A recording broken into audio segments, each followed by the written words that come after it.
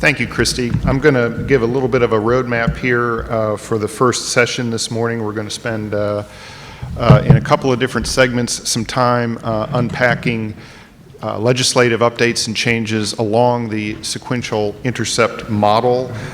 We are going to hear from a number of speakers today. I'm going to lead off with a brief overview of some highlights for, I guess, what would be called sequential intercept -1, which would be general public health backdrop.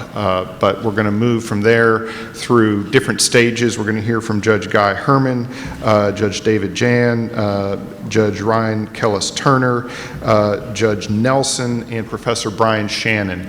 And the way this is going to work is I'm going to lead off with a little bit of an introduction, and then we'll let the experts give you their updates. To begin with,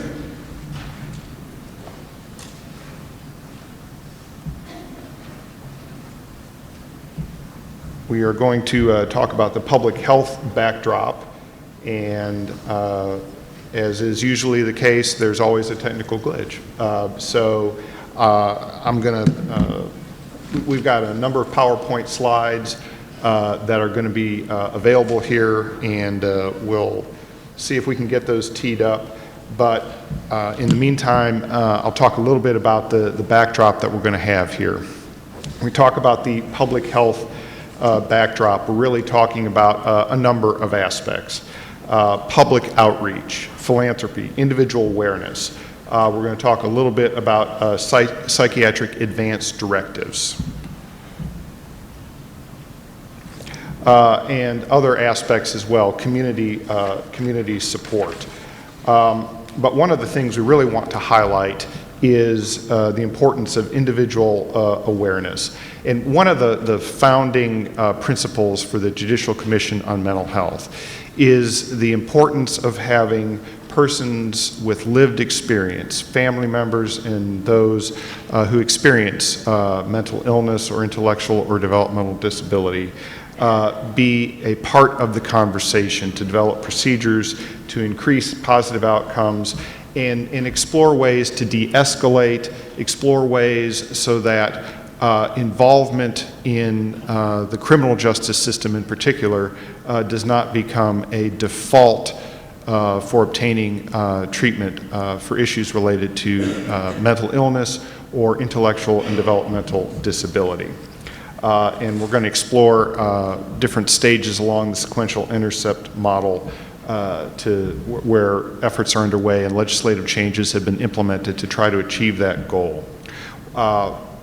Before we get to the actual involvement in formal court or procedural status, I do want to highlight one area of importance that I think will be receiving additional attention, and that is psychiatric advance directives.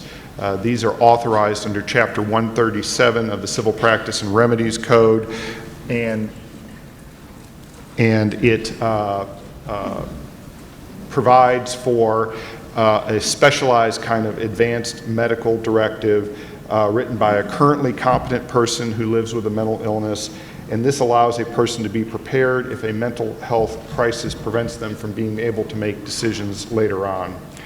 These are being used in innovative ways to increase positive outcomes and reduce contact with the criminal justice system for persons with mental illness. Texas is on the forefront of developing this resource, and there are related aspects to be aware of as well, such as the appointment of agents to make health decisions under Chapter 166 of the Health and Safety Codes. And so just to orient us back to the sequential intercept model now, we're at stage yellow here, public health.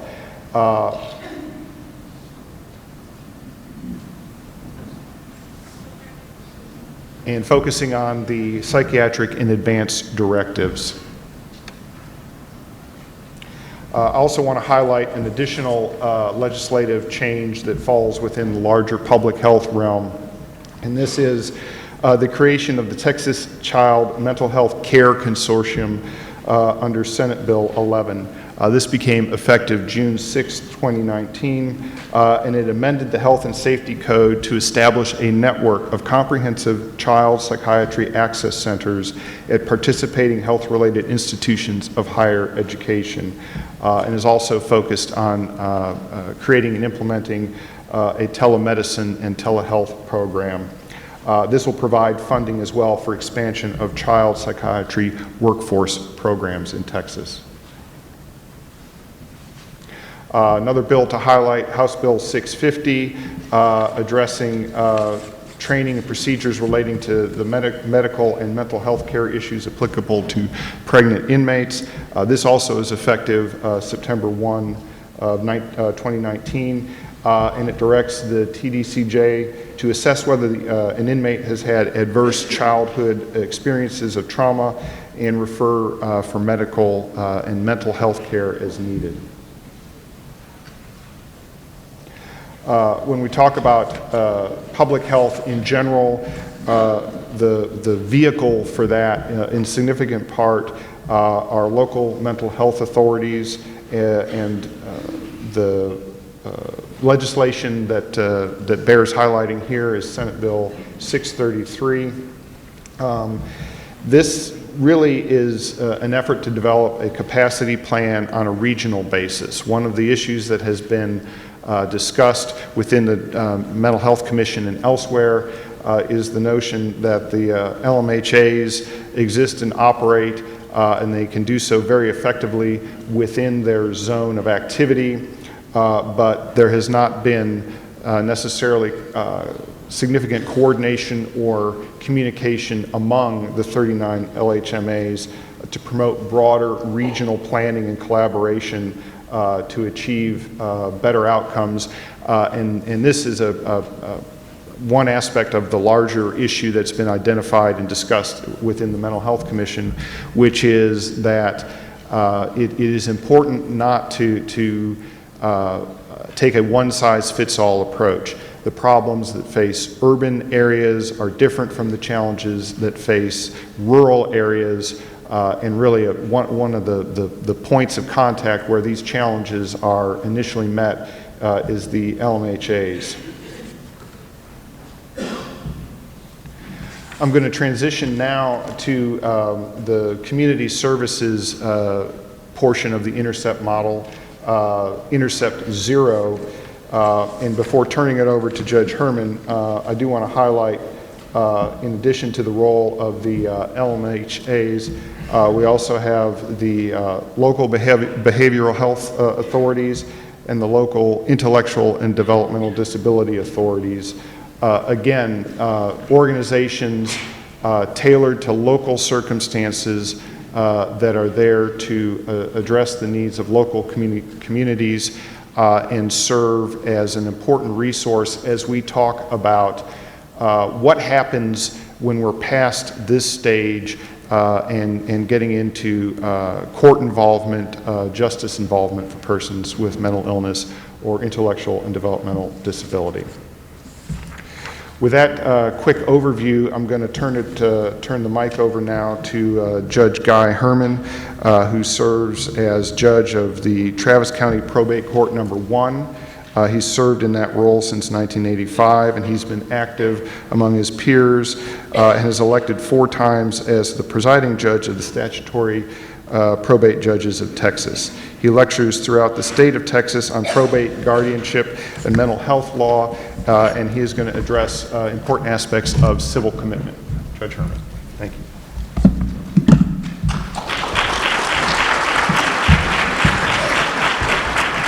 Good morning. In addition to being probate judge, I was a justice of the peace, so I know we have a lot of municipal court judges and justices of the peace here, so I've been where you all have been. I actually was where you all are now before they adopted the Texas Mental Health Code in 1983, and then subsequent to that, I was a county court at law, handling both probate, guardianship, and some criminal cases, so I know a little bit about the criminal side. But the last 35 years or so, I have been focusing strictly on the civil commitment end of the probate jurisdiction that I have. And we want to talk about that a little bit, but I want to say something because it was addressed by our previous speakers. One thing is this is a big state and we're going to have different systems in different places. What happens in Travis County, what happens in Harris County, what happens in Dallas may not be what needs to happen or can happen in Burnett County or in some of our smaller counties out in West Texas. Everybody, every county is going to have to develop a system. And I call it politics is what I call it, because there are, for instance, out in West Texas, a county judge who has probate jurisdiction. The district judge doesn't normally have probate jurisdiction unless a case gets shipped up to that. And the same on the mental health. If you have a county judge, it is possible for a district judge to do a civil commitment, but that's not the norm in most places. And who does what when, you're going to have to learn that, because what happens in two adjoining counties can be quite different from another one, even in small rural counties. I think it's very important for us judges, lawyers, prosecutors, all of us, whether you're a justice of the peace, municipal court judge, to know what the law is on civil commitment.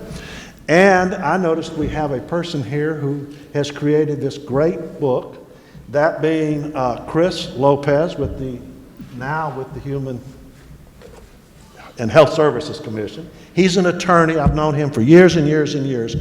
And he's taken on the responsibility of taking all of the criminal laws regarding mental health commitments, both civil and in 46B, and putting them in one place.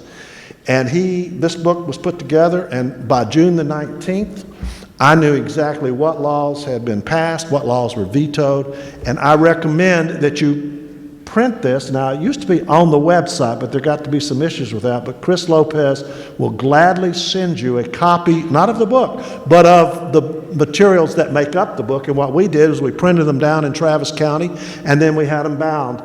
And then our prosecutors, our clerk, our judges all have a copy of this. And it's in one of the slides. It's the 22nd edition of Texas laws relating to mental health. And the very first page has all the statutes that passed the last session, and with hyperlinks, and you can go there and say, well, I want to look at that statute, and you can hit on it and get to the statute, and then all those are incorporated in the book. And I call this the Mental Health Bible. It is something that we've used for as long as I've been judge. I used to hand them out, but as times got tough on the budget of the state, they then printed them and on their website, and then they stopped doing that. But Chris Lopez is the keeper of the flame. And Chris, I know sooner or later, someday, you're going to retire. Pass on that task to somebody else. I believe that function is actually being passed on as the Judicial Commission, I believe, is taking up improvements of that. Excellent, excellent. That is a great idea. You know, right now, I still keep books around. I keep the Civil Practices and Remedies Code. I keep the Health and Safety Code. I keep a lot of codes around so I can go look at cases that are involved. And you can also go to the Texas Legislature online, but the problem with Texas Legislature online is they don't get updated until about November or December of the year, and the laws took effect on September 1, and it's more than one occasion I've seen a judge apply a law that wasn't even in effect anymore. But this is a great resource to have, and there's a reference in there, a slide, and you can look at it.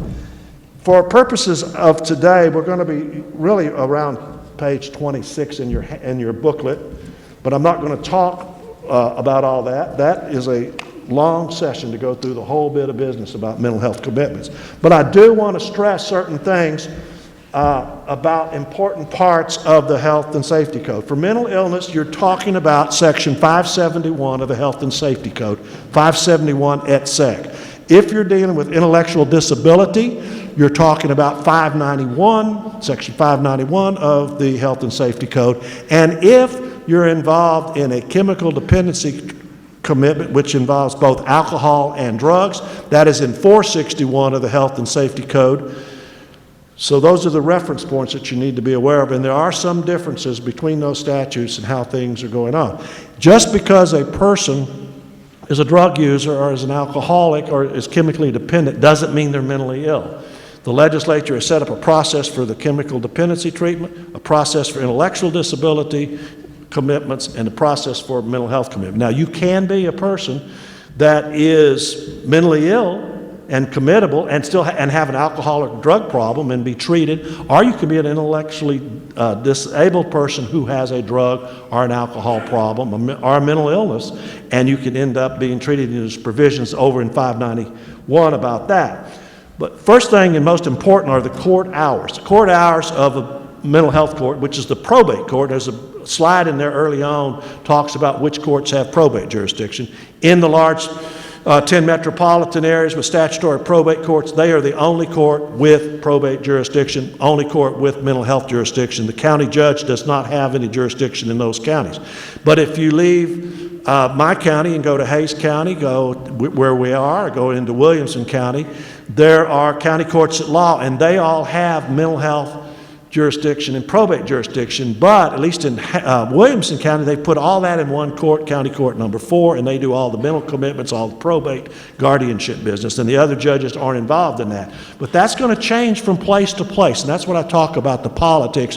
Who does what, when, is going to be determined about how they internally decide what they're going to do in reference to those things. Now, the court hours is very important because at one time when I started, it was all courts, probate courts, were open 24 hours a day. That got a little bit tough for your sleep, so the legislature changed that and said the courts are open during regular business hours, 8 to 5, Monday through Friday, although a magistrate or the judge has to be available if a person who's been under an emergency detention or has been under an OPC contacts the court. So they should be given the judge's name, and they can call you at all hours of the night. I have never had a patient call me and say, hey, I don't like what's happened over here, but it could happen. It just hadn't happened. Now, we have a provision in there about method of giving notice, and I personally think that needs to change legislatively because there are some differences. In Travis County, our constables serve process in a mental health OPCs serve all the information, that the notice that has to be given. We'll talk about that in just a moment. But in some places, I have heard a judge just sends an email to a hospital. And whether or not that gets over to the patient, who knows? I've been told it doesn't sometimes, and the patient doesn't even know the process that's going on.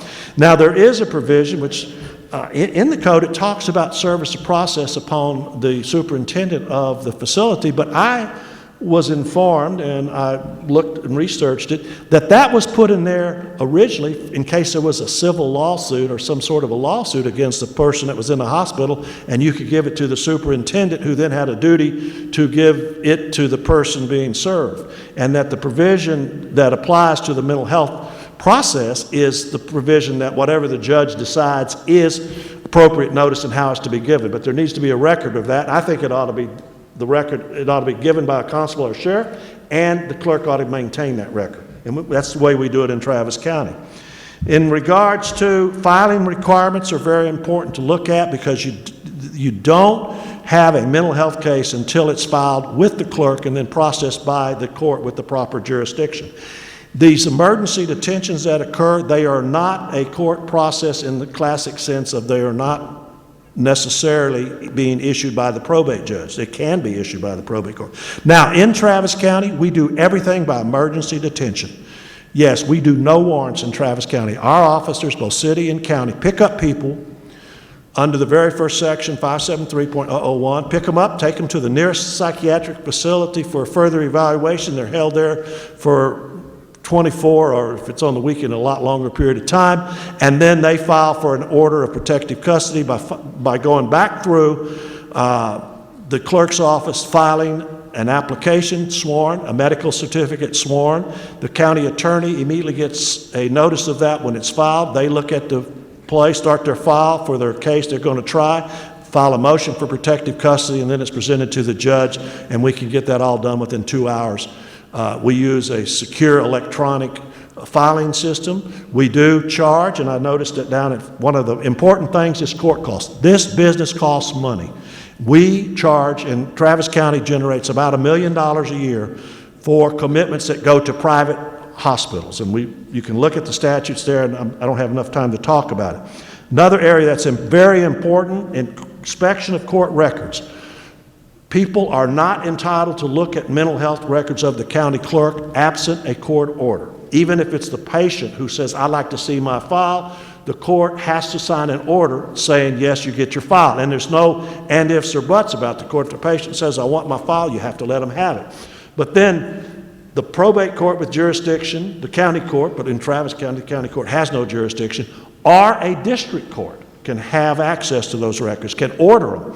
We have had lawyers come in and use these records, try to use them to leverage up in a divorce case, and they threaten the clerk saying, hey, well, I'm going to subpoena you and you're going to have to deal with the family law court. And our clerk says, well, we're not giving you the records until I get an order from that court. They go to the court, and then the district judge will give that deal. Now, one of the things that I noticed in there today, see, I learned something every time when I go back through the records.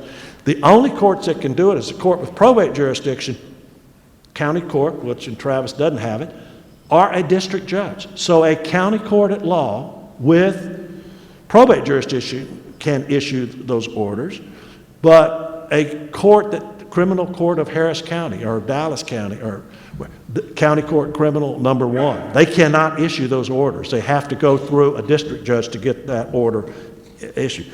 Now, who represents the state in these proceedings? It's the county attorney or the district attorney or criminal district attorney, or if the court needs to, they can appoint someone pro tem to go ahead and prosecute the case. It is possible to get a habeas proceeding. That was put into the statute about 8-9 years ago when someone wanted to file a habeas proceeding, and then it was a lot of confusion about it, so they ended up getting their habeas granted, but the legislature went in and set up a statute about that. Compensation of court-appointed personnel, the lawyers, the judges, the prosecutor, the language interpreters, the doctors, all of those are set out in the mental health code. Talks about how that's paid or taxes cost, and the cost provision says that if you start a provision, for instance, in Travis County, may send one to Vernon. Vernon then, whether it be on a criminal case or whether it be on a civil case, they're up in Vernon. Vernon thinks they need to be there for a longer period. Travis County is responsible for that, even though it's the commitment being done by the Vernon State County, the county that Vernon's in doing that commitment. It is Travis County that's responsible. Essentially, all the indigent cases are the cost responsibility. Whoever starts emergency detention, whether it be with or without a warrant, whether it be under an OPC, whether it be under a commitment, whoever starts that process is responsible for court costs as long as they are in a hospital. And if you don't pay your bills, I can tell you what happens in Travis County. The next thing you know, the case has been transferred to you because the county attorney and the defense lawyer who wants to be paid knows that Travis is not going to pay that. They will file a motion to be transferred over to the county where the person is home county and things like that. The most important part, I think, of all of this business, and you can go through and look at the slides, you can look from page 26 on over and read all that, but you need to read the law. Duties of the attorney. Every attorney appointed in a case has to first follow and do what the person wants done, whether you agree or disagree. And you have to thoroughly inform them of what the process is, what's going on, and this gets to be a problem sometimes because your person may be out of it, but you still have to tell them what the situation is, what their options are, and you have to represent them even past commitment if they want to appeal. And you can advise them that this is not a very good thing to ask for a jury. You're better off in front of the judge, but if they say they want a jury, you have to have a jury trial. All these mental health cases, and this is something that you criminal judges are going to need to know, they have to be resolved in 30 days of the filing of the application. Now, there is a ability for a criminal judge to do a commitment during a case, but it drives you down into the health and safety code. You got that 30-day requirement. You have a right, they have a right to a jury trial. You have to have a court-appointed lawyer immediately. You have to have notice and hearing. All of those things that we deal with on a regular basis in the civil commitment side, you as a judge in the criminal side are going to have to do the same thing. And because of that, in Travis County, very, very few of mental commitments are done by our criminal judges. One, it's a whole different ball of wax from what they're normally regularly doing. And for the last 35 years, I've done dismiss and transfer cases out of the criminal courts, both felony and misdemeanors. and have them committed. And sometimes you can't commit them because of a certain pending criminal charge, but you can at least OPC them out there for about 30 days. Now, it is something that's very important, especially to you as judges. You do not have judicial immunity like you do in a criminal case or in a civil case. The mental health code sets forth a whole bunch of provisions where you can be criminally prosecuted or civilly fined if you intentionally, knowingly violate the mental health code. For instance, if you say, well, I know that's in the law, but I'm not going to follow it, you got a problem if you know about it. So there's no judicial immunity, and that's very common. The probate courts don't have judicial immunity in guardianship and probate matters, and they don't have under the mental health code. Now, SB 362, a great bill that was passed this last section, did some things. One, the mental health code before SB 362 was passed, it had a commitment standard for temporary and inpatient and outpatient all combined in one. They've now separated those out into two sections. There's commitment criteria, didn't change, but it's the same on inpatient.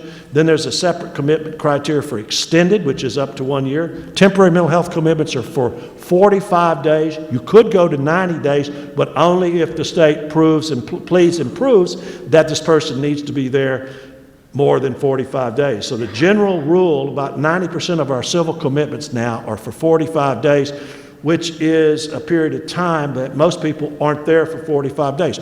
Now, should they be there a longer period? I think so, but guess what? We don't have enough beds in the mental health system to cover everything. Right now, we have a backlog at the Austin State Hospital, both for civil cases and for criminal cases, for restoration and things like that. And until the state steps up and builds a whole bunch of more facilities, we're going to have that problem of people getting out earlier than maybe a judge. However, bear in mind, the legislature has said that the judges don't get to decide really how long they stay. You can order them there, but they get to stay when the professionals over there say. We did do one thing which is real important. There are people, the old code said that you had to have the patient and the lawyer waive cross-examination and appearance at hearings, and that's been changed now to one or the other can do it. And there were some people unhappy with that, but I will tell you, there are people who come to trial, they would have no ability to waive it, and so the lawyer gets to make that call. And obviously, if the lawyer, the rule in our court is, don't waive anybody's hearing unless they are unable to make a decision or unless they affirmatively let you know they don't want to be there and they want to waive any hearing. And then you do it on medical certificates that are filed. 2 are required in every case, whether it's inpatient or outpatient. And I think my time is now done.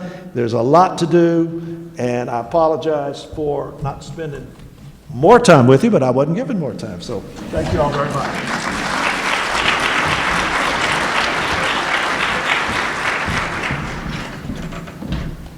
Thank you, Judge Herman. We're going to hear next from Judge David Jahn, who was appointed Associate Probate Judge of the Denton County, in January of 2011. He serves on the Judicial Commission on Mental Health as a member of the Collaborative Council and as a member of the Bench Book Committee.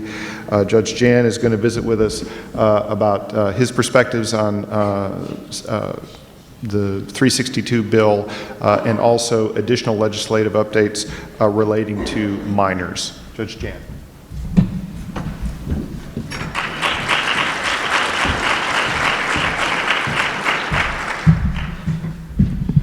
This microphone's a little bit taller than I am, but hopefully I'll get by with it. I usually wander around and walk around the room too, so this is a new experience for me standing behind a podium, and I hope you all will bear with me. I hate to read code to people, but there's 3 things in the health and safety code that I look at as being highly important when dealing with mental illness, the crises we deal with, the complete fluid nature of a mental health crisis, and trying to provide the officers on the street that are having to react and deal with that situation with a certain level of comfort when they contact me with where I'm looking for it at. And first off, I think I've got Captain Lee, who runs my mental health department in Denton County. He's out there in the crowd somewhere. I see him sitting there. And we have spent a large amount of time collaborating with our whole department on how we want things to work in our county. Collaboration is huge to having a functional emergency detention system. Collaboration with your courts, your district attorney, your hospitals, your local mental health authority, your school districts, your individual schools, if they're having issues, collaboration is key. Judge Specia, in the very first meeting we had, said judges don't have a lot of authority to make things happen outside of their courts, but what they can do is convene meetings. And I have found that to be some of the best advice I've had since I got out of law school, and thank you for that, sir. With that, moving into how I kind of view the health and safety code, 571.002 outlines the purpose of the code. And as you look at the sequential intercept model, which was back on one of the first slides from Justice Boyce, see if I can get back to that. Intercept 0 is your community service, your crisis lines, your civil intervention, and your crisis continuum. Those are all areas that Texas is a crisis commitment state, which means you have to be in severe crisis where you are emotionally, physically, behaviorally, due to mental illness, unable to care for your safety and the safety of those around you. The term we use is presents a substantial risk of serious harm to themselves or others. Then you have a deterioration criteria where you're no longer able to meet your activities of daily living in a safe manner, and your mental health condition has caused you to deteriorate to where you are a danger to yourself or others based on that deterioration. So going with that, 571.002 of the Health and Safety Code outlines the purpose of what the Health and Safety Code is for. It's to provide those with severe mental illness access to humane care and treatment by facilitating treatment in an appropriate setting, enabling that person to obtain necessary evaluation, care, treatment, and rehabilitation with the least possible trouble, expense, keyword here, and embarrassment to the person and the person's family. It's to eliminate the effect of the person's mental health, to eliminate the effect on the person's mental health of public trial and criminal-like procedures. The Texas emergency detention system remarkably resembles the criminal procedure. Okay, that needs to change, but that's a whole different topic of conversation. And that continues with the purpose and gets down to where we're safeguarding the rights of the person who voluntarily requests that inpatient care. The next thing defines least restrictive appropriate setting in 571.004. The least restrictive appropriate setting for the treatment of a patient is the treatment setting that is available, provides the patient with the greatest probability of improvement or care or cure, and is no more restrictive of the patient's physical or social liberties than is necessary to provide the patient with the most effective treatment and to protect adequately against any danger the patient poses to himself or others. Judge Herman touched on the next section very, very briefly when he talked about the criminal and civil penalties, but limitation of liability is a conversation I have a lot with my officers.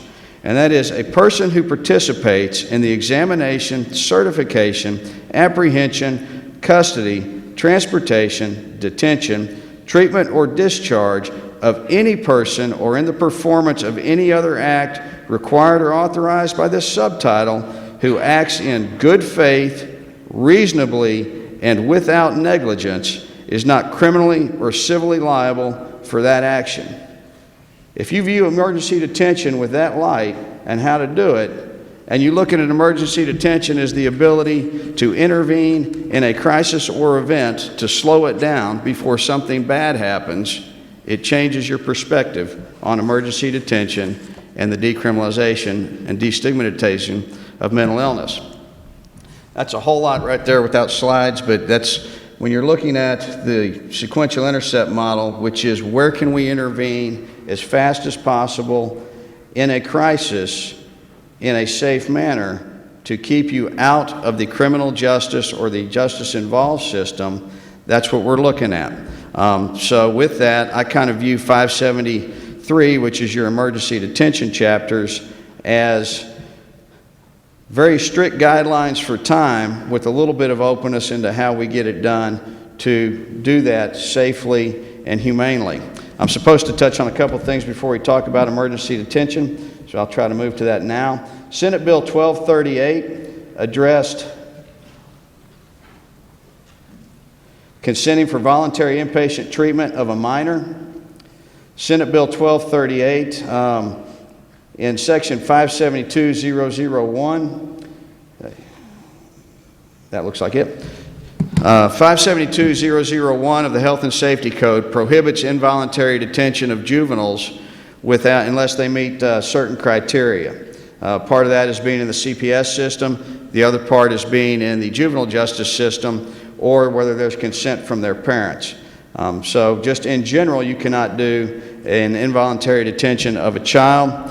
Senate Bill 1238 adds Chapter 35A to the Family Code that allows that those individuals who would otherwise have authority under Chapter 32 of the Family Code or 35 for securing medical treatment, those are grandparents, adult siblings, adult aunts and uncles, may apply for a temporary authorization from a district court to consent for mental health treatment if the parents, conservators, or guardians cannot be located. One of the key distinctions of 35A and Chapter 35 of the Family Code is Chapter 35 pertains to physical medical consent, and that's a window where they have to have been in the care and custody of those individuals seeking that authority for 30 days. And there's not really an expiration on that until some other things happen. With the mental health access, for those people to come into a district court and request temporary authorization for treatment, they have to have had care, custody, and control of that child for 6 months, which is a hugely long time. That's a whole semester of school compared to the 30 days. And then that order expires 10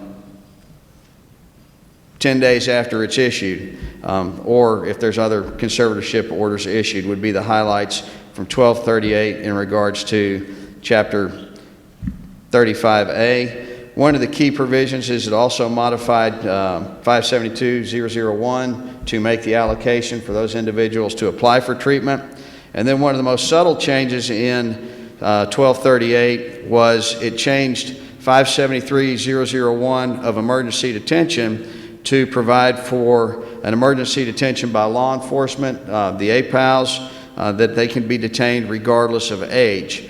Prior to that change, we'd had some law enforcement entities that had been very hesitant or flat out refused to pick up juveniles in crisis, even if the parents were asking for help, because they could no longer have an application for involuntary commitment, so they felt like they didn't have the authority in the first step to intervene in that crisis. It's a very subtle change, but I think it's huge because it allows us to do an emergency detention until we can get parents located, get parents on board with seeking treatment, do some of those things, and intervene in that crisis and break that cycle of events that lead to some of these tragedies that we have in schools and with suicides for juveniles. What it does provide is in that emergency detention, they have 48 hours. They have to be evaluated in the first 12. Then since you can't have an application for voluntary or involuntary commitment, they have to be released within 48 hours. But you've just bought some crucial time to secure other treatment, either through the parents, Child Protective Services, if you can. To me, those are the big changes in Senate Bill 1238, which takes me to House Bill 18. I am not in the education system, I'm in the court system, so this is going to be very quick. This was a lot of changes to the Health and Safety Code, the Education Code. It requires continuity of care education for teachers, educators, staff, and administrators, for criteria for special needs kids and teaching, mental health related issues related to evidence-based best practices and approaches to how to handle mental health issues in school and substance use disorders. For the students, it requires any health education program to also address mental health concerns and physical health concerns, and ensures an education of that, ensures an integration of that education to start building on the treatment path of mental health and physical health are equally important as we journey through life and try and make that part of your whole approach to health care. Next thing is it mandates that the Teachers Education Agency and Health and Human Services shall develop guidelines for school districts to partner with their local mental health authorities, communities, and other private service providers to increase student access to mental health and substance use disorders. And then one of the key things, and I know Dr. Harvey's out here if I get this wrong, shout out Dr. Harvey, but I believe that bill also provides that Health and Human Services is supposed to put direct internet access to the mental health first aid course online. And those were the highlights that stuck out for House Bill 18. And then that takes me back to Senate Bill 362, which changed some of our outpatient criteria. Texas being a crisis commitment state, those standards kind of carried over into how we could do outpatient treatment criteria. That new language, when they separated inpatient, outpatient, and for both temporary commitment and extended commitment, clarified and changed our standards. In the handout you have inside your bag is a very good breakdown of what Senate Bill 362 does in relation to outpatient treatment. I believe that was put together by Professor Shannon and the Judicial Commission, but it gives a very clarified explanation of what Senate Bill 362 does. With the boots on the ground level, I look at it as the provisions that allow us to catch you before you go into crisis. Prior to that, we had to catch you in crisis and try and get you help and care. Now it allows us to catch you before you become completely gravely disabled. Justice Boyce, how am I doing on time? Okay, so that's the highlight from 362 and why we like it. If you watched the video last night with Ernie and Joe and how they were going back and checking those houses and seeing their people, that's that checking on the, I call them super utilizers. There's got to be a better politically correct term out there. Feel free to tell me what that is later. But our people that are frequent utilizers of our systems, we're trying to get our deputies out in the street with our qualified mental health professionals to talk to those people and see if using the new changes in 362 we can prevent some of that inpatient crisis commitment care and that revolving in and out of inpatient care in the jail. If I'm going too fast, somebody shout out too. So emergency detention. Got several criteria for where you can do emergency detention and how it works. It's all governed by Section 573 of the Health, Chapter 573 of the Health and Safety Code, and how it fits into the sequential intercept model, kind of in that 0 and 1 range. They overlap a little bit. The first is the emergency detention by a peace officer without a warrant. It's the most common step. It is the initial step for crisis stabilization in a lot of cases. With that, because we're a crisis commitment state, the officers have to believe there is a serious mental illness that presents a substantial risk of harm to the person and themselves unless they're restrained. It applies regardless of age. The officers are required to turn in a notification of detention to the facility they're taking them to. 5 minutes? Okay. With that, once they're detained, they have certain timelines that the hospitals have to react to and for court notification. Guardians may admit a person that they are the protecting for physical or mental health examination only. They may not admit them for involuntary treatment on their own, which means a guardian can take someone to the hospital or have them transported with law enforcement if they can to get them to the hospital for an initial evaluation. That requires notification to the court, and the hospital has to be notified. It's a guardianship procedure. Then you have warrants. Denton County is a little bit different than Travis County. We do issue magistrate's warrants, but only to a very select criteria of applicants. We do not issue them to adults off the street because we feel that if it's an emergency, you need immediate intervention, and looking for me is not the way to do that. It's to call the mental health deputies and get them out there on site. So with the warrants, we do issue them to our treating physicians if they have someone they want to hold. We issue them to law enforcement entities if they have a fluid, chaotic situation that they're trying to contain and control, and they want a little bit of oversight as to what they can do. Deputies will either find me and come to me, or I will go to them on site if the situation demands that they keep their attention focused there.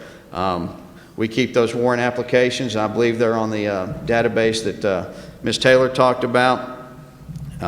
With that, We got out of the warrant business the first year I was on the bench because we found out we were being used in family law court, where people would come down, seek an emergency detention warrant based on a set of facts. They'd present it, we'd give it to them, and then within 24 hours, we'd immediately get a request from a divorce attorney for all of our paperwork. So we stopped.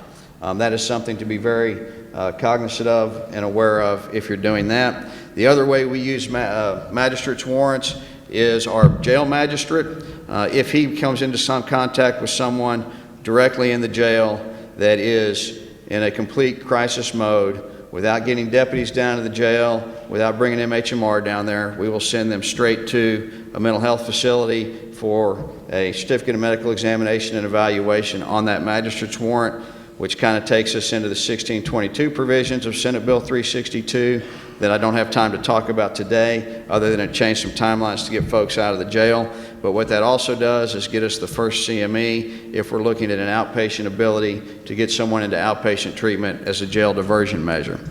Having 5 minutes left, I think I covered most of the highlights of Senate Bill 362, other than the bond provisions. I hope someone's picking those up. The emergency detention, 254 counties in the state of Texas. There's only one right way to do it. It's the way we do it. Everybody else's situation is not. No. It's collaborate with your local communities. We collaborate pretty heavily with Collin County and their assets there. Elise Ferguson's a valuable resource out in that area. If we can help anyone in a smaller area work on anything, we're available to do that. Your timelines for an emergency detention, from the time of detention from your officers until they have to have their physician's medical examination, is 12 hours. Once that 12-hour examination has occurred without taking the big steps for holidays and weekends, they have 48 hours to ask for an order of protective custody. Once that order of protective custody is granted, the court has 72 hours to get them into court for a probable cause review. I hope you'll think about the purposes of the Health and Safety Code when you're looking at your emergency detentions, and that was a very fast 20 minutes. If anyone has any questions, I'm available all week, or till Tuesday anyway. Try to answer anything that I didn't touch on here, and Christy, this won't reach the back of the room every time. So.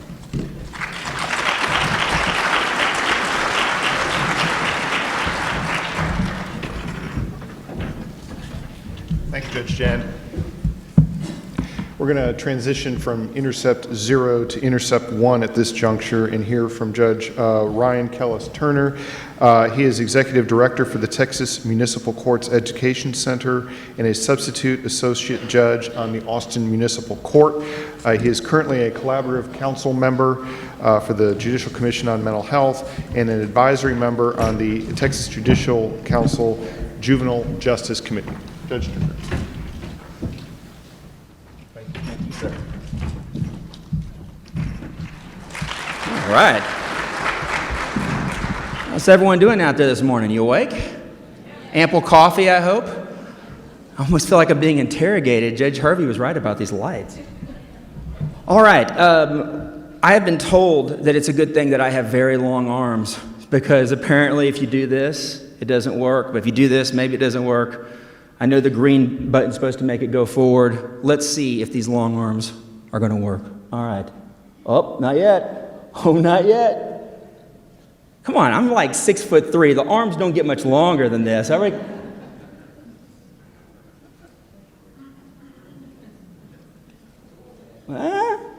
Let's go again. Yeah.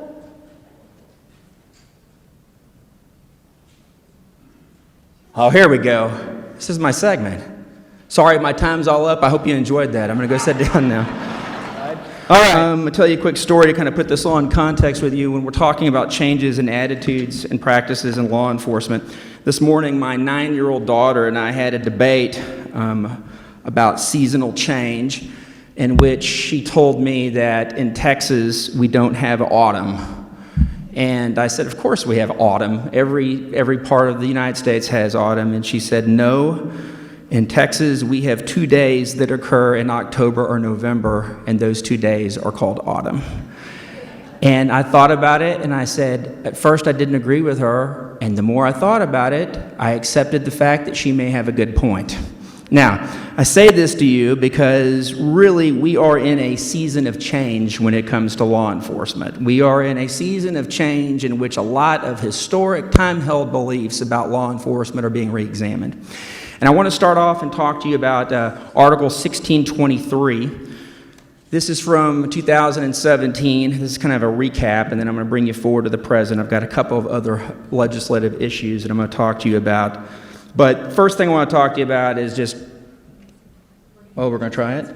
Oh, fantastic. How about this? I can just do I don't know, Texas Tech, Red Raiders, Pistols in the Sky, whatever you want. Well, I think some Texas Tech people like that. And how many Red Raiders I got in the room? Red Raiders? All right, fantastic. Cannot wait for basketball season. Let's see if y'all do really good next year. Just try to keep the students from burning those motorized scooters near the Overton Hotel. Let's see if we can keep that under control. All right. So for those of you who don't know, Article 1623 was added to the Texas Code of Criminal Procedure in 2017. And it does talk about that under certain circumstances, law enforcement must make a good faith effort to divert a person with a mental health crisis away from jail. Now, there are a couple of things that I want to point out. I think we're always going to have some reasonable discussions about what's good faith. We understand it's not an absolute mandate. We also get into some discussions about who is a person who is suffering from a mental health crisis. Would a peace officer know it if he were to see it? We're talking about also individuals who are suffering from the effects of substance abuse. They can, if they need to be taken to a treatment center, which is within the agency's jurisdiction. Now, the real things that I want to harp on about this recent addition to the CCP before moving on is I want to talk to you about four key touching points. One, a treatment center. Is one available? We get into issues of like the urban-rural divide. We talk about, is a diversion reasonable? And a lot of this might be in the eyes of the beholder, and you've got a lot of individual circumstances, and you may not always have uniformity on this. Third thing is that we're talking about the offense as a nonviolent misdemeanor. I think most of us would think that that would be easily identifiable. Trust me, you get enough lawyers involved in it, I'm sure we can make hay over whether a misdemeanor is a misdemeanor that involves violence or not. And then the last one is that the mental health or substance abuse issue is suspected to be the reason for the offense.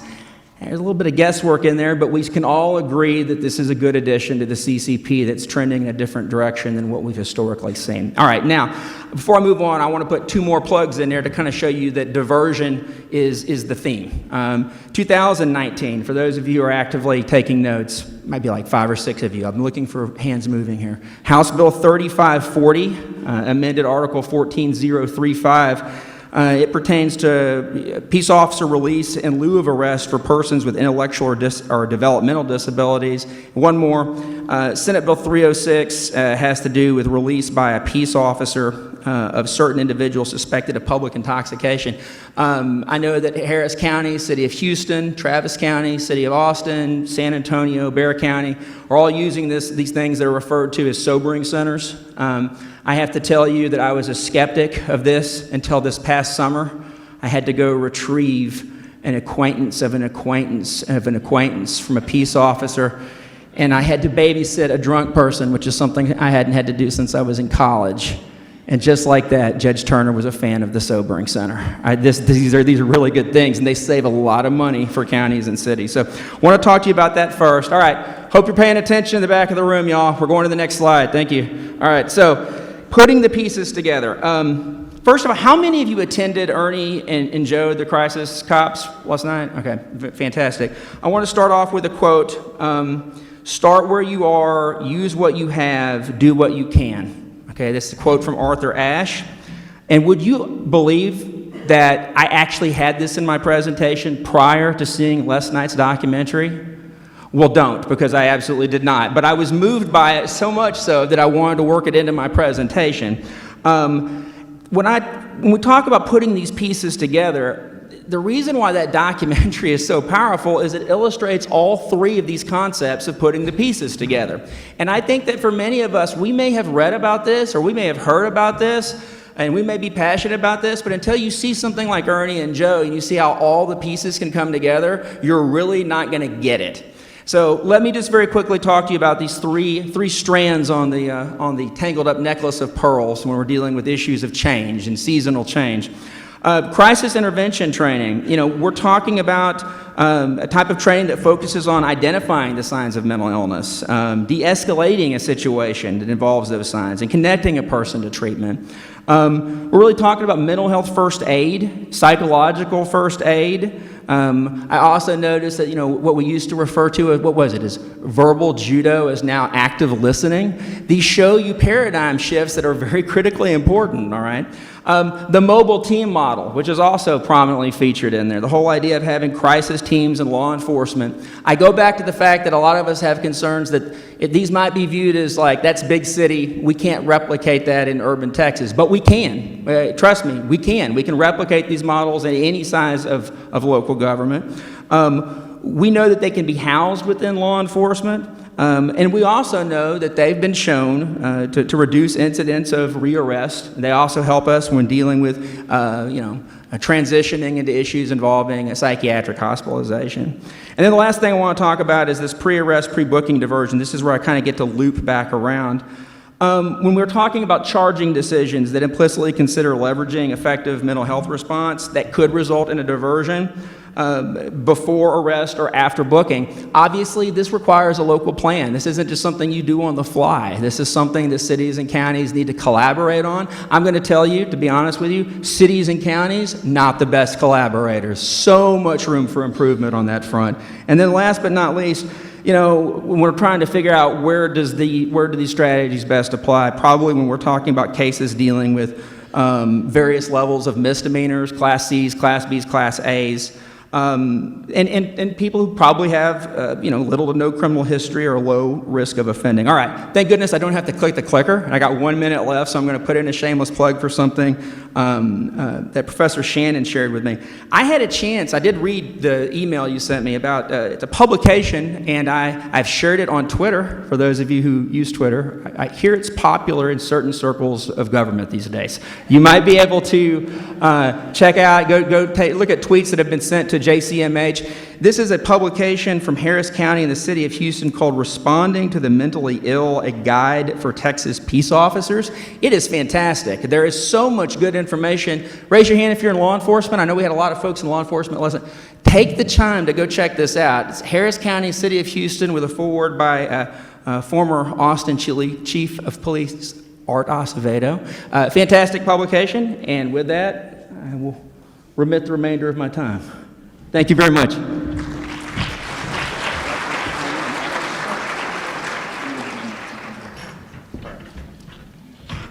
Thank you, Judge Turner. We're going to move to Intercept 2 at this juncture. We're going to hear from Judge Roxanne Nelson, who serves as Burnett County Precinct 1 Justice of the Peace. And she's an associate judge for the cities of Burnett and Granite Shoals, and served as magistrate and indigent defense coordinator for the Burnett County Jail from March 2010 through November 2015, and she serves as a commissioner on the Judicial Commission on Mental Health. Judge Nelson.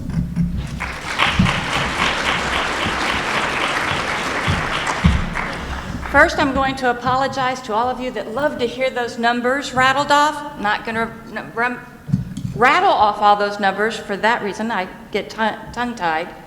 I speak from the heart. I'm a rural judge. And so I apologize also to those of you in urban areas who might think that this doesn't really pertain to you, but it does. So here we are at Intercept 2. It's an unfortunate intercept, because by the name you can see it's initial detention and court hearings. Somehow they slipped through the cracks, maybe. We didn't take care of them in the community. Some people can't be taken care of the community. So now we're going to see them at our jails and in our courts. So the first thing I'd like to talk about, and just so briefly, is trauma. We all know that these people that we're now engaged with have suffered some form of trauma to get them in front of us.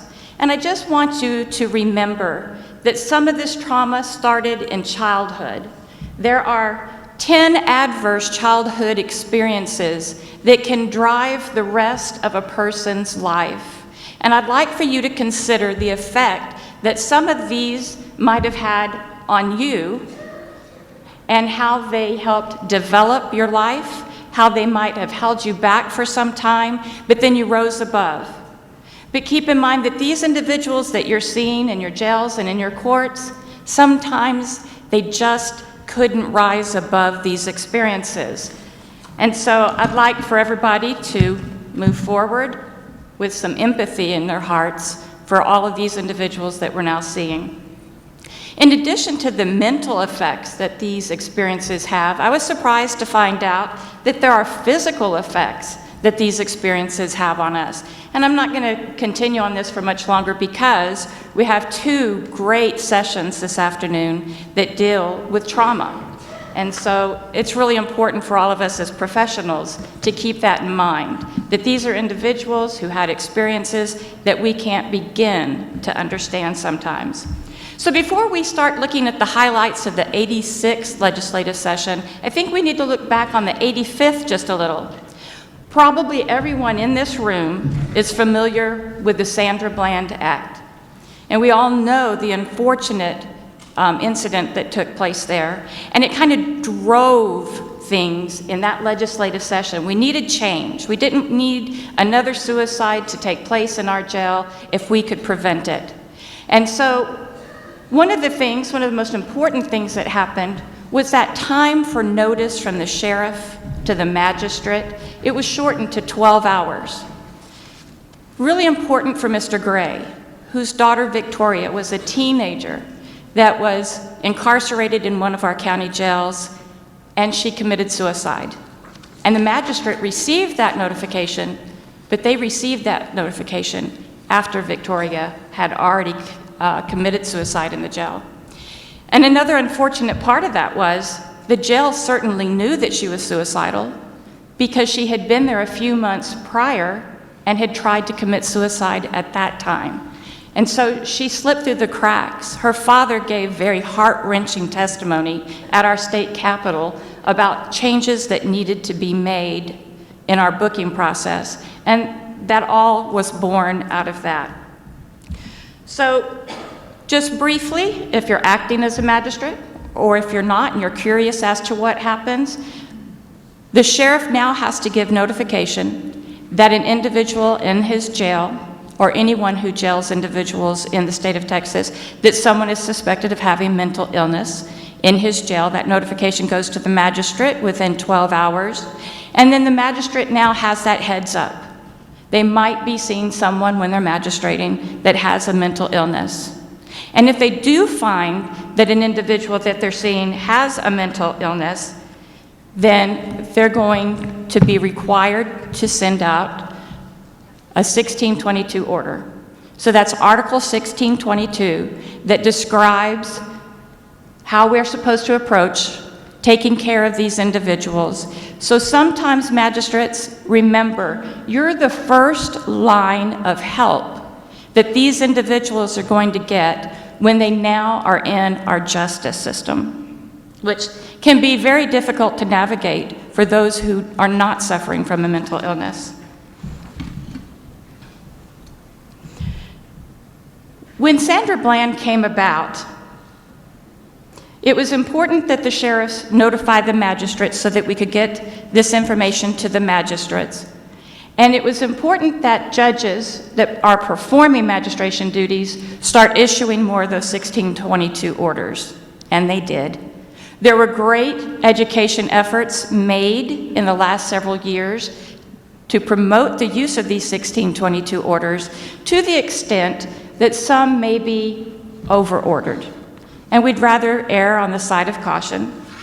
But one of the most important things, other than notifying your LMHA that this individual is in your jail and may need help, and you needing some information back, is that now you're starting a collaboration. And I know that many of you won't look at it that way, but we're collaborators with everyone in our county system.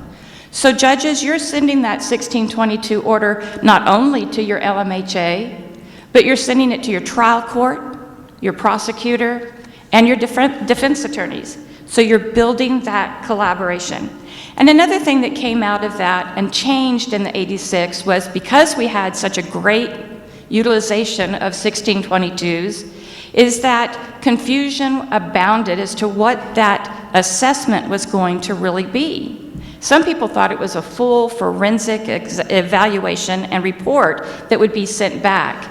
And that's simply not true. Most of the individuals that are being screened don't need those types of evaluations. So the 86 clarified that it's an interview and it's a written report that someone, your LMHA, your LBHA, or your LIDA, are going to provide to you as magistrate.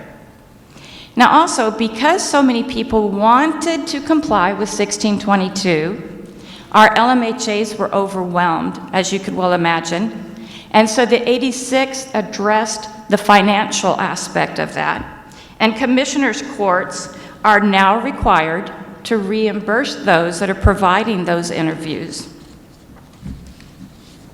Those interviews, by the way, can be made in person at the jail, they can be made by telephone, or they could be made through telemedicine if it's offered at your jail, or if the individual has left the jail before the interview can be conducted, they could even set up for telemedicine to be done off location. One of the things that is important to me as a magistrate was the eliminating or the discounting, so to speak, and Ryan's going to speak about this in a minute, of those individuals that are brought to our county jails on Class C misdemeanors. It's important that we not overlook those. The law does not expressly prohibit you from doing a 1622 order for a Class C misdemeanor. Oftentimes in rural counties, these individuals are brought to our jails because there's nowhere else to take them, and they're being booked on a Class C misdemeanor to protect them. I see the sheriff over there, and I know that he knows that this does take place. And then the burden falls on the jail to do something with them, or the magistrate to do something with them. And so we need to make sure that those notices, when appropriate, go out also for those individuals. One of the other changes of the 86 was that the trial court, when they receive that notice, they're the ones that are going to be reporting that to the OCA. Data sharing. Data sharing is important. Again, I said it goes to the trial court, it goes to the prosecutor, and it goes to the defense attorney.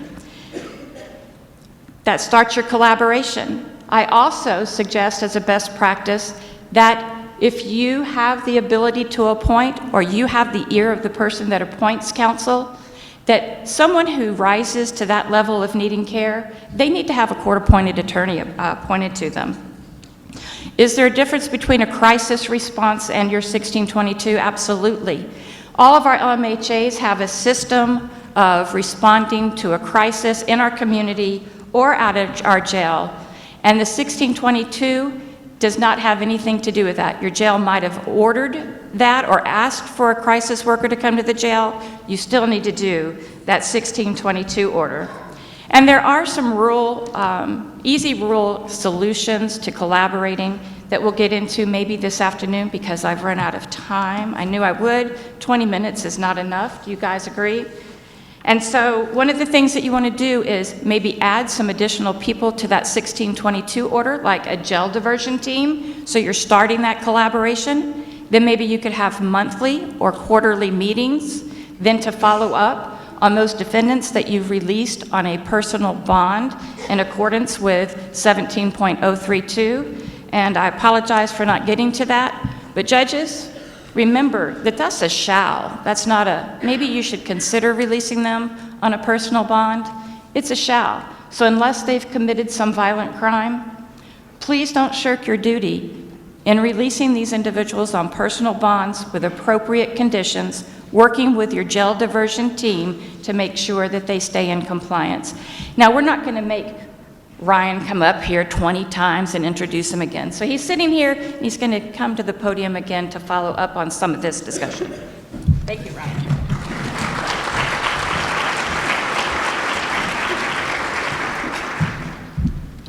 Thank you, Judge Nelson. I feel like I just saw you a few minutes ago. It's great to be back. Looking forward to giving the hand gestures for the advancing of these slides. Once again, very glad I only have 2 slides, so I'll keep it easy for you. All right, we've already advanced the first one. I want to pick up on the theme that Judge Nelson mentioned. I want to talk to you all about Class C misdemeanors. First of all, let's just talk about the legislative history of this. This is probably one of those things that needs to be looked at again in the next session. In 2017, as part of we had 2 amendments to Article 1622. You had Senate Bill 1326 that modified A1 and by adding municipal jailers and limiting notice requirement to defendants that were held on Class B misdemeanors and higher. And then you had Senate Bill 1849 that made no limit on the notice requirements. In other words, there was no distinction. Now, I want y'all to think about this for a second. I would suggest to you one of these approaches is better than the other. Because first of all, when you're arrested, there's not like you get the Class C misdemeanor handcuffs or the Class A misdemeanor handcuffs or the state jail felony handcuffs. When you're taken into custody, you're taken into custody regardless of the nature of the offense. Secondly, those of you who are prosecutors know that regardless of what law enforcement's thinking at that moment in time, what someone's ultimately going to be charged with, it may change. You could have someone who's arrested on one offense. It might start off as a Class C disorderly conduct. By the time all the facts are known, it may be a different charge. The reason I mention that to you is if you look at what happened in 2019, you see that it reenacted 1622, and House Bill 4170 was supposed to be a cleanup bill. But I'll go out on a ledge and suggest to you that arguably it was a little more than a cleanup bill. Cleanup bills are not supposed to be something that people can stand up at a microphone in a big room of 500 people and make hay over. This is a little bit more than a non-substantive cleanup because it reenacts the thing but makes it very clear that 1622 only applies to misdemeanor offenses that are Class B or higher. All right. Now, as the judge mentioned, there's nothing in there that's going to prohibit interviewing a person who's charged with a Class C misdemeanor. And we do know that there are some jurisdictions that include defendants with Class C misdemeanor charges in their agreement with the LMHA. The question really is, what about those that don't? And what about if we don't pay proper attention to these Class C misdemeanors? Let me ask y'all something. I mean, first of all, most of you, let's see a show of hands. How many of you consider yourself criminal law practitioners? I know I see a lot of criminal law practitioners in the room. Then I'm not really breaking in news when I tell you that crime happens on a continuum. And there's a reason why we have a continuum that starts with Class C misdemeanors all the way up to first-degree felonies. And you see this continuum for a reason. I think the reason why there's a little bit of trepidation on Class C misdemeanors is if you look at the OCA data, there's like 16 million of them, okay? And it's like, oh, the system can barely handle what we have. We might be crushed by the Class C misdemeanors. Let's keep in mind, the percentage of people that are arrested for Class C misdemeanors is lower than the percentage of people that are charged with Class B misdemeanors. And for those of you who are in law enforcement who make that decision as to whether to take them into custody or to release them with a citation, there's often very good reasons why those people are being arrested. And to probably turn our backs on Class C misdemeanors would be sort of like saying, you know what, we're not going to screen for dyslexia until you get to middle school. We're probably not going to pay attention. That tumor, it's small. Let's wait for it to be bigger. Then we'll pay attention to it. Probably not the way to go moving forward. All right, first hand gesture. Let's go ahead and go to the next slide here. One of the things that I know from talking to the staff attorneys and talking to some of the collaborative council members is that there is a lot of concern about information sharing. And I think there is a kind of widespread concern that people may actually be experiencing a certain amount of paralysis institutionally when it comes to these documents. So what I want to do, I think y'all have all heard it. It's like, well, I'd like this information. I cannot give it to you. Why? HIPAA. HIPAA? FERPA. FERPA? Shawarma. There is a whole bunch of reasons why people may not want to give you something. However, I think everyone needs to really take the time to read 614.017, the Health and Safety Code, 181.057. These things are long, but I'm going to break them down to you. And how much time I got? We're looking at here, like 4 minutes. Watch this. Around 4 minutes. It's 1 minute per talking point. It goes like this. First of all, it is true. Agencies have a duty to safeguard this information. They have to. They're not supposed to disclose it. They have to prudently maintain it to the extent that's possible. But I think that what probably scares a lot of folks is that if you don't do it, it's also a criminal offense, 614.017D. Most of us who work for the government, particularly don't want to break the law, so I think there's a natural reason why people are reluctant to share information. But one of the things that really needs to be stressed is I think that people kind of stroke out at the notion of an agency. They go, well, what's an agency? I don't know what agency is. I'm done. Okay, they fold it in right there. Keep going, okay? We know that there is a large carve-out with all these things, FERPA, HIPAA. There's almost always a criminal justice exception built into federal statutes until their state counterparts. And the same's true under Texas law as well when we're talking about providing continuity of care for the types of individuals that we're concerned about here at this conference. So the second thing is, I want to stress that there is this exemption. It's over in 181.057, the Texas Medical Recovery Privacy Act. And the next point, here's the kind of the weighing of burdens. Some people are scared of violating the law. How about violating the law because sometimes you have an affirmative duty? You have to share information. If you take a look at 614.017A, this third bullet point here, there are circumstances, particularly circumstances involving juveniles, in which information sharing it's compulsory, it's mandatory.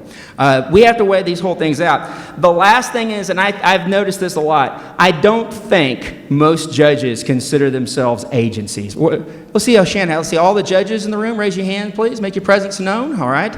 And how many of you feel like an agency? Do you feel like an agency? Well, maybe 614.017 will make you feel better. Because if you go look at the carve-out, if you look at the individuals that are carved out, you will see a super long list. Like, I tried to organize it alphabetically, and it goes all the way from A to the letter P. But I think the one that you might want to look at is the letter O. A judge of this state with a jurisdiction over juvenile or criminal cases is considered an agency, which means that they fall within the parameters of the carve-out, which I think is what a lot of people are confused about. So I say that to you because this is all good information. Obviously, for us to get to that place where we really want to be and shine in the sun, we're going to have to share information. And we're going to have to make sure that everyone's kind of on the same page when it comes to what is legally allowed and what is not allowed. All right. With 1 minute to spare, I'm going to return my time. Justice Boyce. Thank you very much.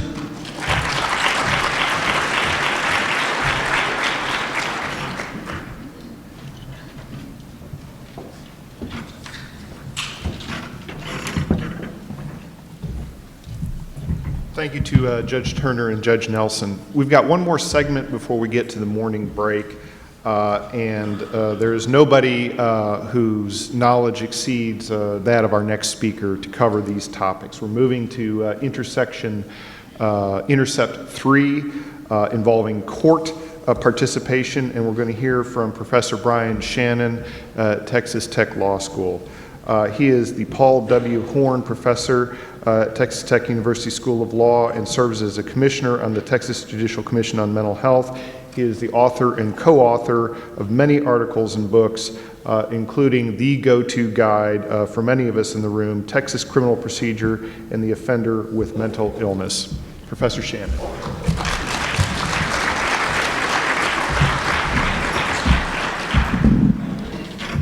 Thanks, Justice Boyce. I don't know about being the last person between you and a break, particularly thinking, oh my gosh, there's a professor coming up for a half hour. Got to wake up. I started to comment that last year, one of our speakers, and those of you who were at the summit will remember John Petrilla, who's also on the program today, actually making HIPAA fun and even entertaining and sexy, and that's a high bar. I was worried about trying to do better than that. Then Judge Turner gets up here, and boy, tough acts to follow. So we're going to talk. So what hand signals do we do? Okay, and if it doesn't turn, then there's a different hand signal, or okay, okay, we'll make do. So let's go back one. I probably signaled too soon. Okay, I speak with my hands, so I'll speak signal when it's time. I want to talk some about the courts, and the area that I've been assigned in part looks at the competency process. Well, as you know, 46B is extensive. In the new bench book, which is a terrific resource, I counted the pages, it's 45 pages just talking about competency restoration. In the new edition of our guidebook that we put out this last month, being a professor and speaking in a more long-winded fashion, it's 85 pages talking about 46B. So sit back, relax. I think that we can hearken back to Chief Justice Roberts' often quoted statement from Justice Frankfurter that there are 3 cardinal rules of statutory construction. Read the statute, read the statute, read the statute. So to make sure everyone's awake, we'll start at the back of the room and read 46B no, I'm kidding. It is a massive statute. When we went through the process under then Senator Duncan's leadership some years ago, I still recall the first hearing when we tried to tackle looking at improving the statutory language in the 2000s. The late Dr. Stone was a consultant to the Legislative Committee, and she'd been asked prior to that first hearing to take the old 4602, which governed the competency restoration process and the procedures related to it, and see if she could develop a flow chart. And when she realized it would unfold like a complete Texas roadmap, realized it was overly complicated, and so the old statute was thrown out. We started again with 46B, but even now, as you know, if you deal with it in your courts or as somebody involved in the process, it's a very complicated, difficult statute to navigate through. We hope the bench book will provide a greater guide to doing that. I would, through this talk this morning, I'm going to flag certain pages of the bench book just to give you some idea. You can turn along through the songbook as we go, or just have some references to look later on. The last 3 pages of the bench book, again, a shout out to Chris Lopez, who's here. He's done an excellent flow chart on those 3 pages that are reproduced there of trying to at least map out how the statute might work and the process that one might take working your way through that. So it's a worthwhile look. The first point of having this subsection 2 there is recognizing one of the things Judge Turner mentioned, it's not on its face going to apply to Class Cs. It relates to whoa, we're going everywhere. I really was waving my hands around. Stop.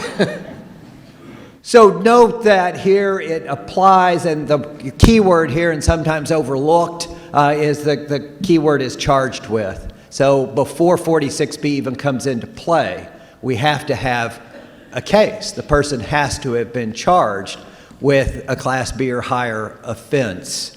And if that's not the case, and yet this individual's in our jail, it goes back to what you were hearing from Judge Nelson, the critical aspects of the 1622 process, because that's the entree to try and get some services that may be involved, and we can't move forward yet with the competency process. Moving forward, though, and we can go to the next slide now, remember the triggering mechanism is very simplistic. It's the only place I know of in the law where there's not a true evidentiary standard. This initial suggestion, think where else in the law is a suggestion? And this language came from Professor Dix at the University of Texas School of Law, saying we don't want an evidentiary standard. We want this process, we want the attention given on some minimal introductory information or showing. So upon a suggestion, then, as you know, the court is to conduct an informal inquiry to assess whether there's some evidence from any source. This is not an on-the-record hearing, it's an informal inquiry. Is there some evidence from a credible source that indicates that, oh yes, this defendant here, we're concerned that there are competency issues here. The Court of Criminal Appeals has repeatedly emphasized that at this stage, we're only talking about focusing on evidence of incompetency. That's talked about in the Turner case, which is discussed on pages 123 and 124 of the bench book. It was more recently in 2018 reaffirmed in the Boyce versus State case, a 2018 Court of Criminal Appeals decision, where I have quotation marks in that second bullet. That's from the Boyce decision. And so that evidence from a credible source could well be the 12-hour notice from the sheriff's, from the jail, that triggers the 1622 interview and report. It could be that 1622 report, because there are three things that go into that report, right? The person has a mental illness or is a person with intellectual disabilities, treatment, if any, that's recommended, and whether or not a full competency evaluation should take place. The 1622 report can tee up and be the evidence here for that process. Moving forward then, when we look at competency restoration, you're going to hear a good bit more about this today from Dr. Fabian, who will be addressing. One, keep in mind competency restoration services, that's not geared for mental health treatment, although often that tends to be a happy auxiliary in that somebody is first identified and is going to start receiving services if they haven't already. But the goal is to restore competency and not the full treatment. Separately, the courts should critically review the expert's qualifications, make sure that the provisions are there. When we first looked at redoing the statute and included the requirements for the forensic psychiatrist and forensic psychologist to be conducting these evaluation reports, there was some question about, well, should there be some credentialing, some oversight by a state agency that would certify or have a list of approved docs who would meet the criteria. But that happened to be a session where there were no dollars, and there would have been a fiscal note attached to the bill if you're going to have an agency tasked with overseeing this. And any bill with a fiscal note, that session was not going to go anywhere. And so the decision was made, that's for each court to make the determination. And so it should be on the attorneys that are coming before the court to assure that the credentials are there. Dr. Fabian's also going to talk a little bit about what goes into a good report and what you ought to be looking for, and when you might be inclined as a court to reject a report. And some highlights are included there on pages 126 through 131 of the bench book. Moving forward then, the competency restoration, the locus, the place for the initial restoration. Hey, we're in an era where we're seeing on the national news a little Latin played around with almost daily. Why not locus? We'll work that in too. No locus pro quo that I know of, but when we examine the places, some of the legislation in 2017, as tweaked in 2019, as we know, have created greater encouragement for the use of outpatient competency restoration where possible and jail-based competency restoration where possible. So let's move forward.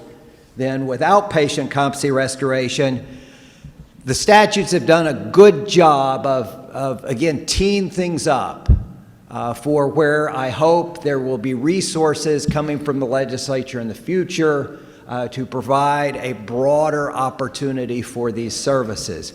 Within your packet of materials today, there's a map. There are two maps, actually. Well, maybe three maps, but two that I'm going to talk about. One identifies those areas of the state that currently have outpatient competency restoration programs. There's 12 different MHAs that have outpatient competency restoration programs. If you look at that map, there's some color where those 12 are. Well, unfortunately, of our 254 counties in the state, there's a lot of white or blank spaces there where we don't have such programs. Here, I know you can see this well at the back. And so not much color there. We need more programs in this area. And even within the 12, we're not talking about large caseloads. And so this is going to take continued emphasis from all of you, this body, as we look towards having the resources in place to meet the demand And there are opportunities of not just building more state hospitals and state hospital beds, but expanding on some of these sorts of programs that are effective. The statutory framework's there for the outpatient competency restoration. We just need more in the way of such services. Correspondingly, the legislation in 2017 authorized jail-based competency restoration. There'd been some legislation prior to that for the state to have some pilot programs, but those never came to fruition, largely because some of the strict requirements that were laid out in that statute. And so a lot of people went to work during the 2017 session to adopt the statute. Of course, I'm going to focus that there are 5. One is the best because it's Lubbock, and that's where I'm from, and my Star Care people and judges are sitting down there. Hey! So there are 5 now that went online September 1 a year ago, so authorized by the statute. And you have another map that shows where those 5 are located.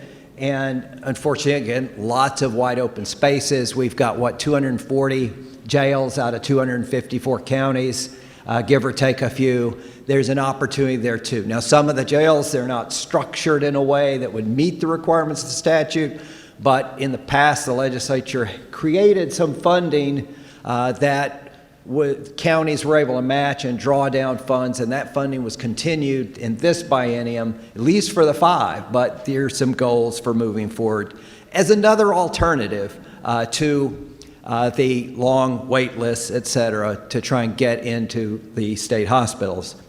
Looking at the next slide, I just love the image and the verbiage here, the power of the black robe. You heard earlier Judge Jahn talk about the judge's opportunity to be a convener. We've had Judge Steve Leifman come out and speak at the Texas Tech Mental Health Law Symposium a couple of times now, and some of you know Judge Leifman and his work.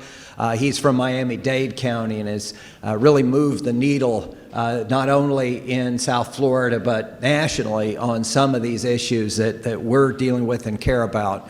Judge Leifman made a comment that when he started as a young attorney, he was in the public defender's office, and he saw what was happening there in Dade County with people with mental illness who were getting caught up in the criminal justice system and the lack of connectivity and continuity between different elements of mental health services, the courts, et cetera. And so he tried to convene a meeting of all the players, and he said nobody showed up. Then some years later, fast forward a decade or so, and he's a judge. He said he sent the exact same letter that he had sent 10 years prior. Everybody showed up. The only difference was he had the name judge in front of his name. And so that role is a powerful role. It's an important role. As you know, those of you who are judges and those of you who work with judges, you have the opportunity to bring together the police department, the sheriffs, the mental health authority, as well as all the folks who are involved on the legal side, both the attorneys involved on the defense side, the prosecutors. And here, when we're talking about these processes, it's not just the criminal district attorney, but also, as you heard early on from Judge Herman today, is you got to have the county attorney's office too, because of the civil commitment overlap. You need to have the judge with probate authority who's there, depending on whom that might be in your particular county.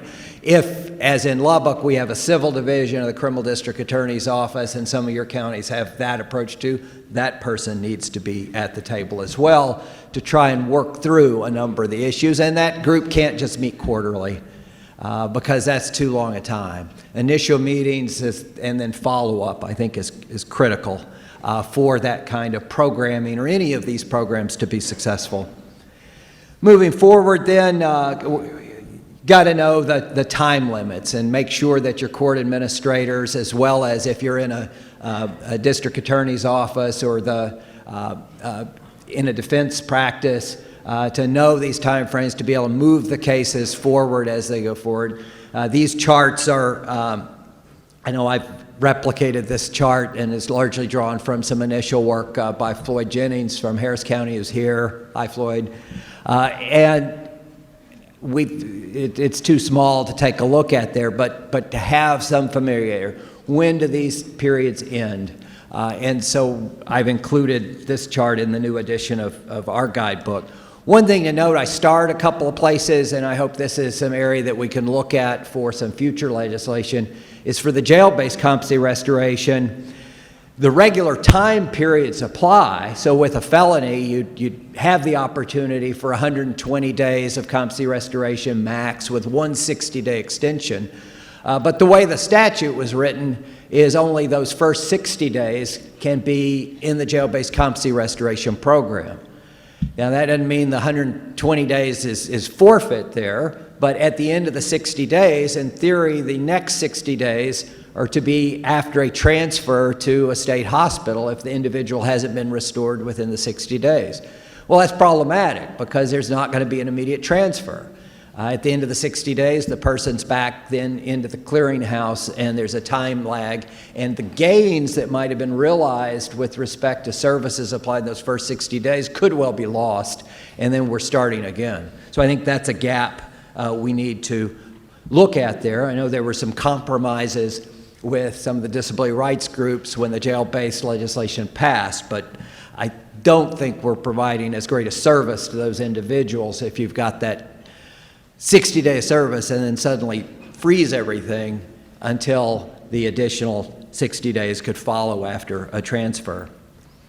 Moving forward then, some legislation that was adopted in 2017 that I'm not sure how well it's been implemented yet, but I do want to flag it as one of the provisions from the 2017 legislation, change 32A01 to make sure that we give preference to cases where somebody's coming back restored from services, whether that's outpatient jail-based or inpatient competency restoration services, that those individuals generally go to the top of the list. There's exception, another little minor exception, but that's an important exception, but otherwise these go to the top of the list because what we don't want, as you all know, is for the individual to decompensate after he or she is returned to the court, returned to the county before some case is heard. So those cases are to be moved to the top. The bench book talks about that on pages 144 through 146.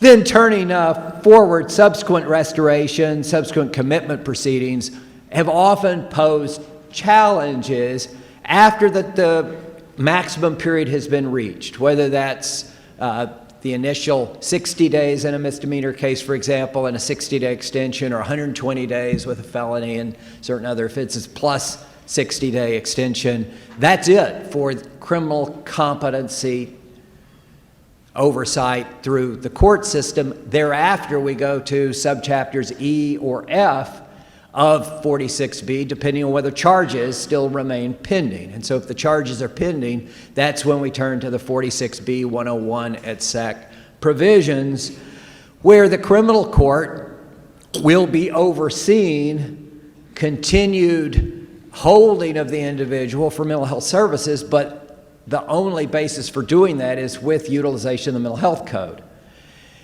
And that is improving over time, but for many criminal court judges, that was not something that was done every day. It still might not be done very often.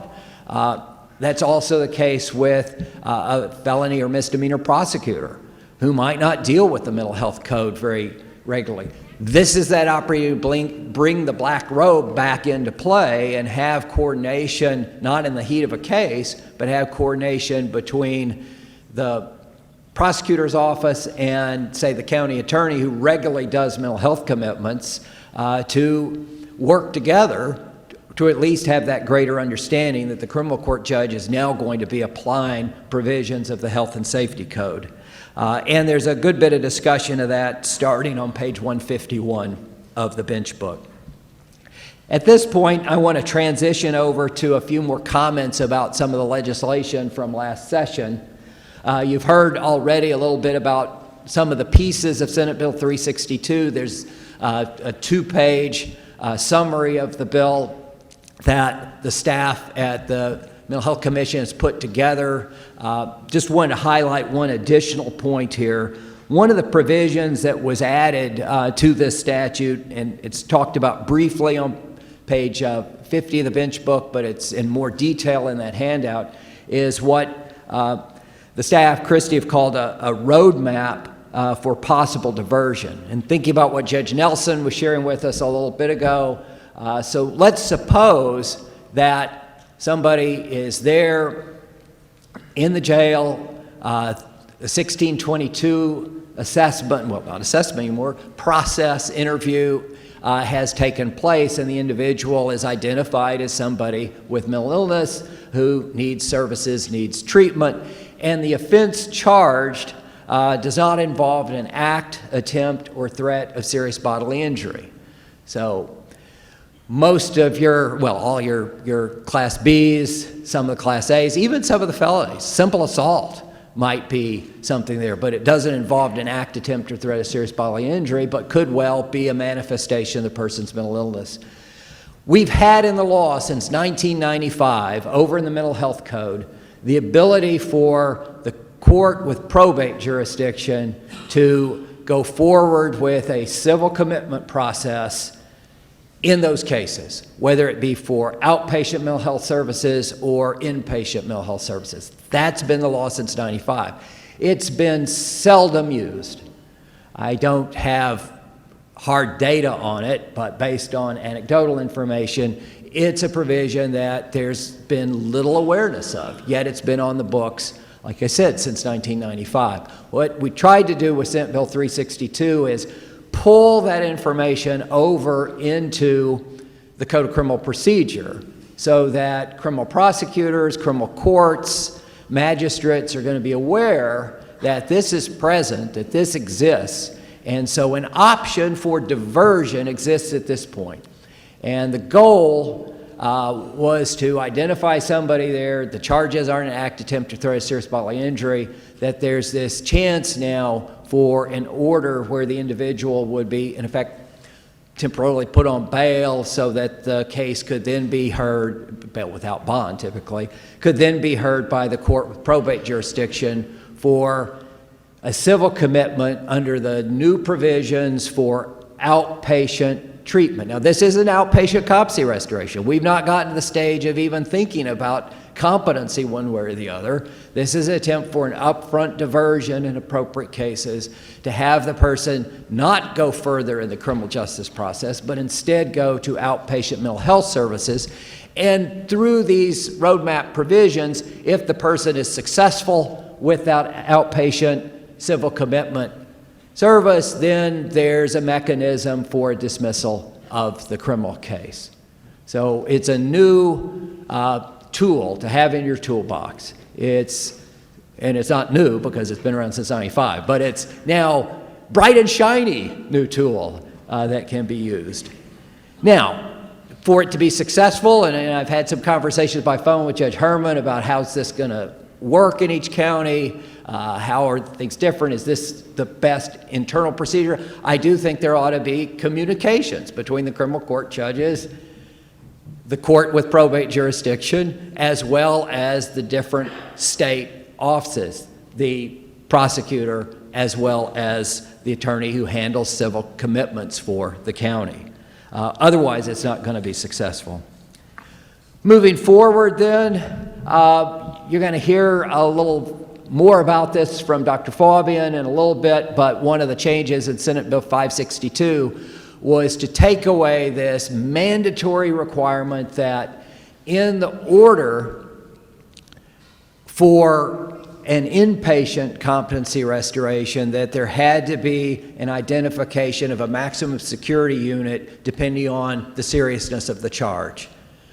That created greater wait lists, longer time lag for a number of cases where maybe the maximum security unit was not ultimately that was going to be necessary for that particular individual.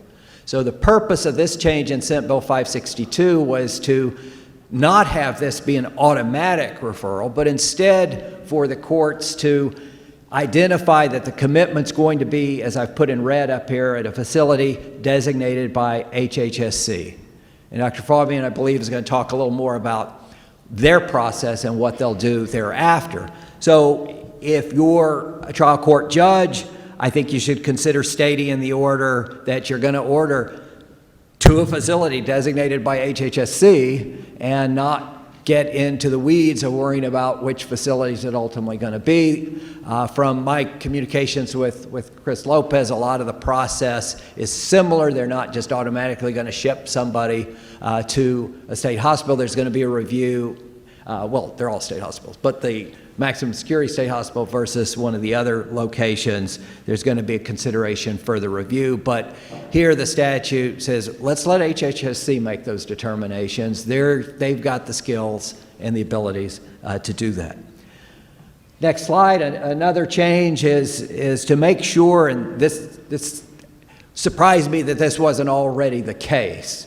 This is one of the times where we've got a statutory change to say, yeah, we ought to do that.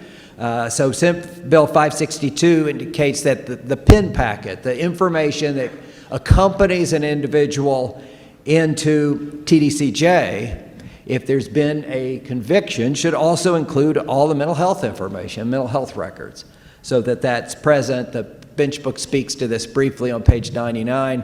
You can't really see the image, but I pulled a screenshot from the new TDCJ form. They've already updated it. It's got this language to require the mental health records.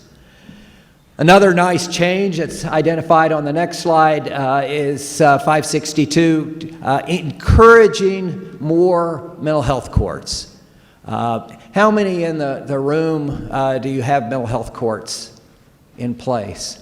Okay, some, and I know last night there were a few at the screening of the film as well. Often a pre-adjudication type of diversion court where, like veterans courts, like drug courts, like some of the other specialty courts, the goal is in large part to identify that, well, prison might not necessarily be the right place for this individual, and this is a way to try and connect the individual in a better fashion with services. There's been a good bit of data that participants who go through these programs and succeed in these programs, two key findings keep coming out. Recidivism is way down, and continuing on services is way up. The connections that come from the program, and again, that black robe, the involvement of the judge, putting the players together, making this work, there have been great success stories. Well, this is highlighted in one of the handouts on the bill that it's in your packet, as well as I think 117 of the bench book. One of the things the 562 did was to say that, and it's sort of interesting language, it said if you're in a county of over 200,000 population, you shall establish a mental health court. Well, then you go a little further, and there's language that says you shall apply for grant funding to establish a mental health court. And then there's some additional language that says, well, and then you don't have to establish it if you apply for grant funding and you don't get the grant funding. So you sort of have to have one, but you dang sure have to apply for the grant funding. So I'm looking at you, Lubbock people. We're going to apply for that grant funding. Judge Hawker's all over it. We were in the midst of already starting that process anyway. The statute's an additional incentive to do that, and we've had teams go and visit some of the other successful mental health courts around the state. The other exciting thing about the statute, and it's going to require, my slide up there with the black robe effect, we need two or three. We need 2 or 3 judges from different counties, and particularly commissioners and county court judges, because the other piece of 562 says that rural counties, 2 or more counties, can band together to try and establish a mental health court.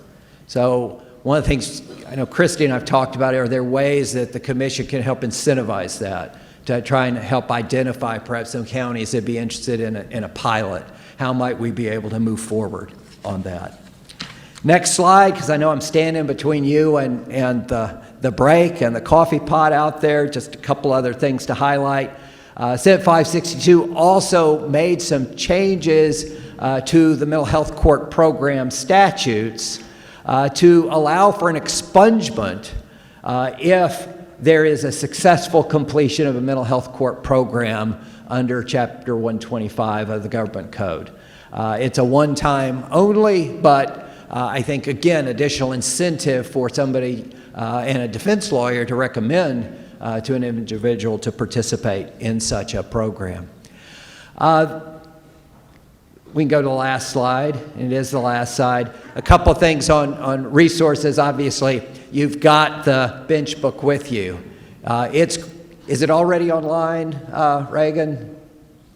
The new bench book is online. It's going to be online very soon. And so there are additional print copies. There's going to be an online version. Those of you who are here today, share those links. I'd also add that in a shameless self-promotion plug, the new edition of the guidebook that I've had the opportunity to author, it went online last month. The hard copy should be out very soon.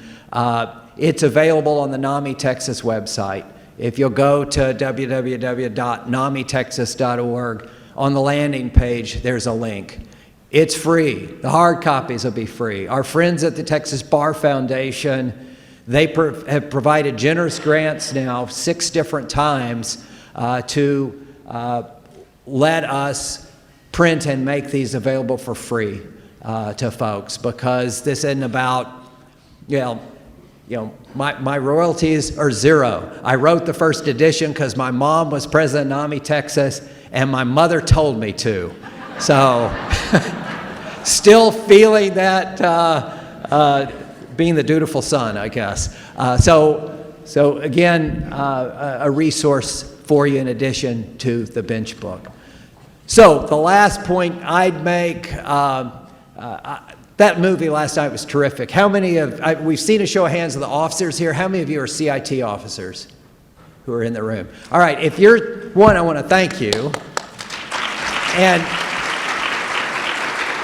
if you're sitting by a CIT officer, or any officer for that matter, hug them, shake their hands, pat them on the back. They've got a tough job, but as we heard, this is a season of change. They're changing how law enforcement views a lot of the issues, and not viewing them as criminal justice issues, but looking at the people and making sure we're doing the right thing as a state to serve people while still protecting the public. So thank you for your time.